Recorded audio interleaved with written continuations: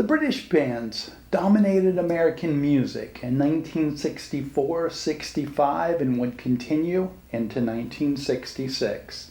This, along with the Beatnik movement and Ken Kesey's influences, would set in motion a counterculture mindset that would lead to the hippies forming.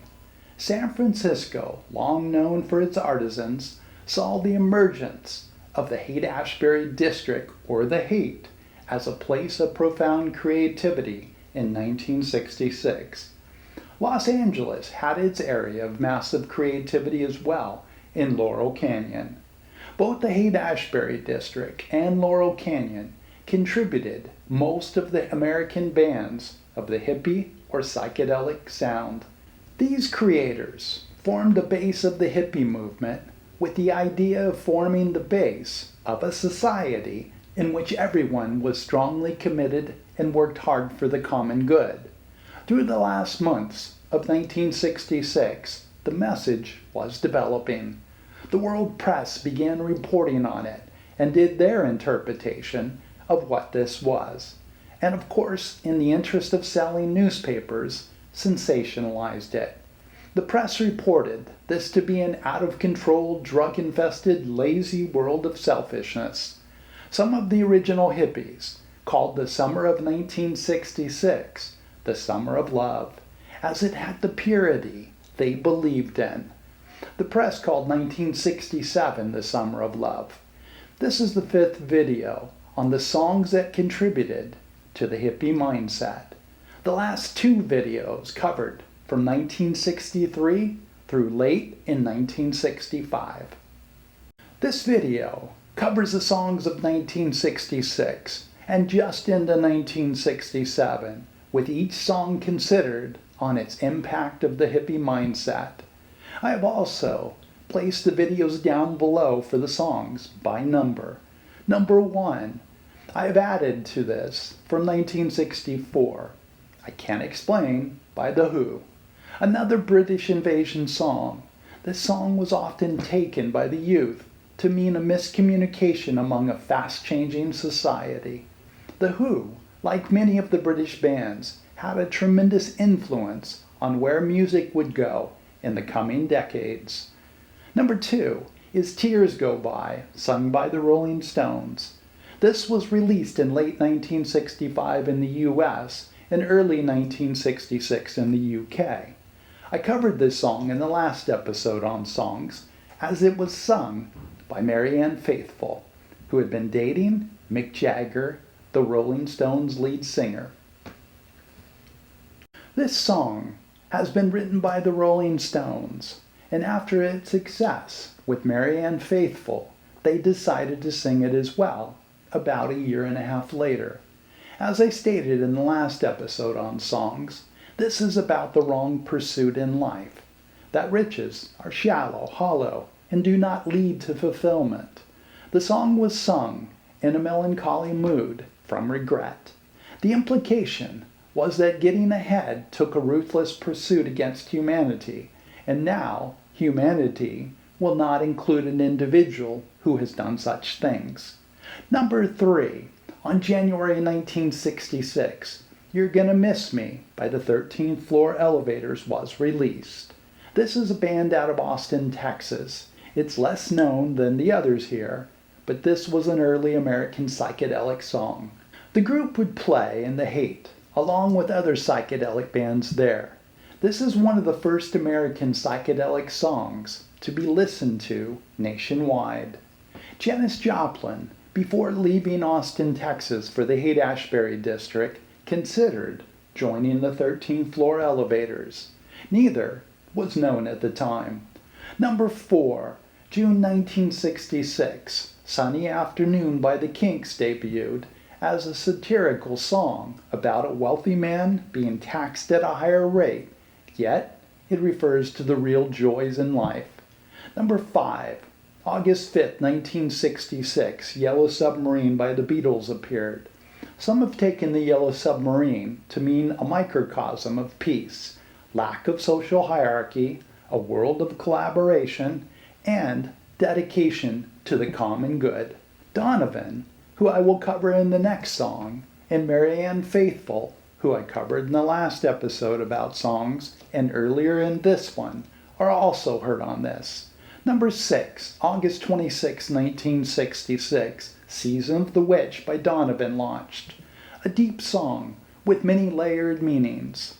Many took witch to mean society, and society's disapproval of the blooming counterculture. This is also taken to mean the exploration of deep parts of the subconscious, a journey toward spiritual awakening or enlightenment. He calls out those selling out. He calls for a world of great passion. Number 7, October 1966, Mellow Yellow, also by the Scottish singer Donovan, was released. Some took this to mean a journey to enlightenment or inner peace, a breaking away from societal constraints and instead embracing freedom of thought and expression. Some have taken the lyrical meaning of his great fondness of saffron to mean the love of inspiration and creativity. The spice saffron is known to mean the inspirational and transformative power of artistic inspiration.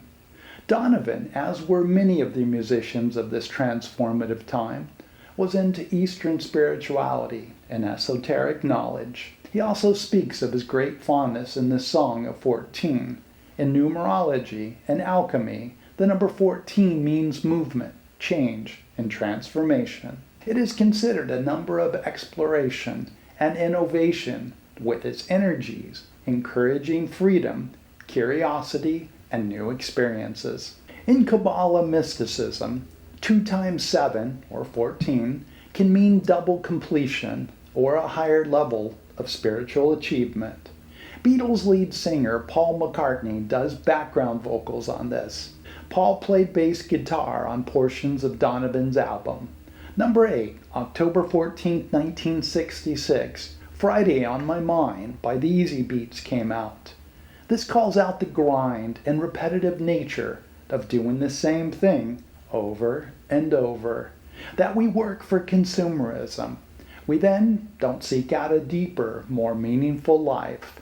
We are trapped in working for those we make rich. This was an Australian band, but they were all born in Europe, with most of them in the UK, including lead singer Stevie Wright.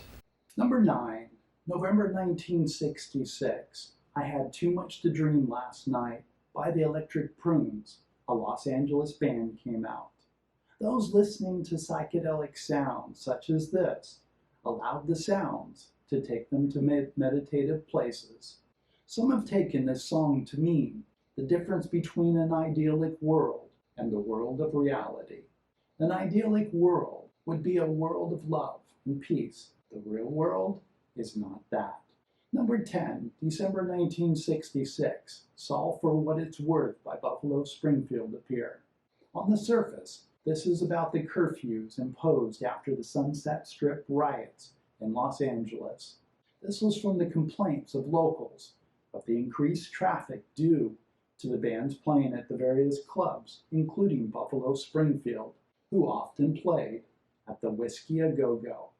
LA County created curfews and large numbers took to the streets to protest. A deeper level of the song has been interpreted to bring into question what is going on in society as a whole and the Vietnam War. The song calls for communication over violence. Several members would go on to storied musical careers, including Neil Young and Stephen Stills. Number 11, December 1966, released, I Feel Free by Cream, a blues and psychedelic song by the British band. The song challenges one to be free by allowing the mind to escape what it's being told by society to do. What might one do to feel free, to feel the bliss of this? Listeners often took it to mean this should be their exploration in finding the meaning of how to be free. This was a significant influence on the later genres of heavy metal and hard rock. Number 12, January 1st, 1967, debuted Break On Through to the Other Side by The Doors. The Doors' signature song is often considered Light My Fire, released 3 days after Break On Through. However, I can imagine if you ask the band members, it must be Break On Through that was their signature song. The Doors are an LA band, but also spent a lot of time up in the Haight-Ashbury district.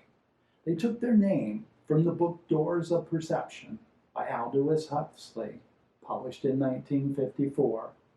Aldous took the term from William Blake, who in 1790 used it in his book, The Marriage of Heaven and Hell. William spoke of humanity's closing of perceptions, and therefore not able to see the world as we should. If the perceptions were cleansed, then there would be clarity as to how we should engage in life. The individual and society would be clear. The song was often taken to break through in the effort of seeking enlightenment and meaning of life, to move past fear and anxiety, to move past society's constraints. Number 13, January 4th, 1967, released Light My Fire by The Doors, one of the first psychedelic songs to reach number 1, and the first big hit by The Doors. Some have taken fire to mean transformation, drive for self-discovery, defiance of authority, and pursuit of enlightenment. Number 14, January 1967, brought Ruby Tuesday by the Rolling Stones. Some have taken Ruby Tuesday to mean a state of impermanence of everything and finding one's place in the universe. The song is certainly about independence and freedom, traits that were not accepted by general society. It is thought that part of the inspiration of the song was in Rolling Stones' Keith Richards' girlfriend, who left him for Jimi Hendrix. Number 15, January 1967, Happy Together by the Turtles came out. This is a psychedelic song, but also in the direction of pop. I include it as an example of how the mindset of the time was. On the surface, this seems to be either a typical love song or one of unrequited love. But because the band had a more hippie appearance and the song had psychedelic sounds, it was easy to assume that, like the others of the time, it had a deeper meaning. There are a number of ways it has been interpreted, though I have no idea if the songwriters had any intention of deeper meanings. One of the ways it was taken was one of sarcasm. That is, how could we be in such an optimistic mindset when the world was so chaotic? The Turtles did live in Laurel Canyon in Los Angeles, among many of the other hippie bands. Please come along as we continue looking at the individual songs that influenced the mindset of the hippie generation and continue to do so even today. The next episode will cover more in 1967. These were the songs that most greatly inspired the Summer of Love in the Haight-Ashbury district in San Francisco, which also occurred in 1967. Never has there been a comparable social movement in the U.S. like this. Thank you so much for stopping by.